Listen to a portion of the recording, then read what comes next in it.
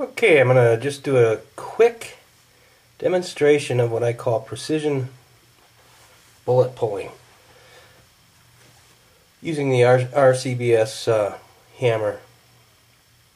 And now we're not going to use the collet that comes with it, those aluminum ones. We're going to actually use the bullet puller that comes with the press. And I've got a couple loads here that I wasn't happy with, and what I did was I marked them with a pliers. Now these are cast bullets, so I marked them with the pliers so they wouldn't get mixed in with the ones that I liked.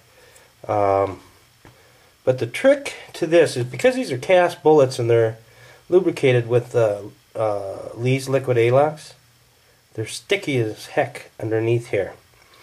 They've got lube grooves, and I mean, you can pull these bullets whacking them once or twice, but then the bullet comes out in the hammer with the powder and you got a mess. So what I'm trying to do is just remove the bullet by hand. I want to get it almost out, and for the most part works pretty well. What I have here is a lead block. It's they recommend, you can use cement, you can use a wood block, but I like the lead just because I have a feel for it. And what I want to do is hit it a couple times. It's not as quick as if you're just trying to bang that bullet out. But what it does, almost, I'd say 95% of the time, I can get that bullet out without dropping it into the powder. So we'll give it a try here and see if it works. So first thing we want to do is we take our bullet, put it in our shell holder, drop it into our base here. It's hard to do that when you're trying to do it for the camera.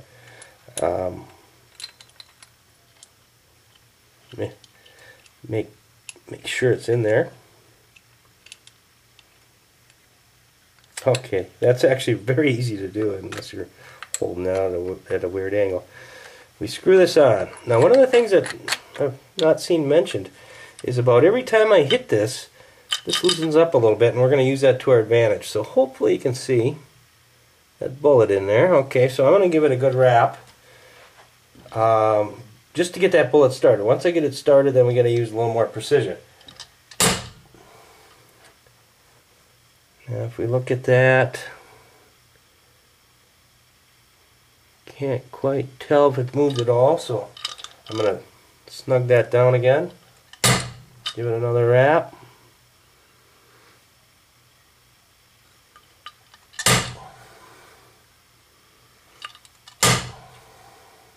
Okay, now we can see we've got it moved. I hope those lube grooves show on there somewhere. I've got, looks to be about 3 of them showing. So now what I'm going to do is I'm going to just go a little easy.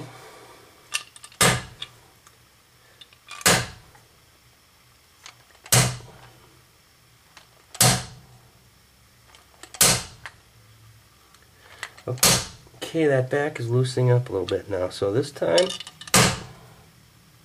there it is. I can see a lot more lube grooves, and actually right now I would pull that out and take a look at it.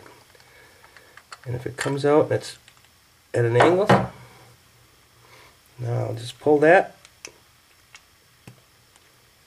pull off at the end, and dump my powder.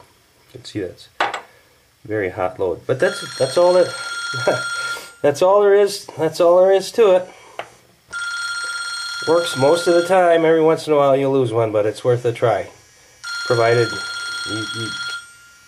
this ends up in there and you got a mess.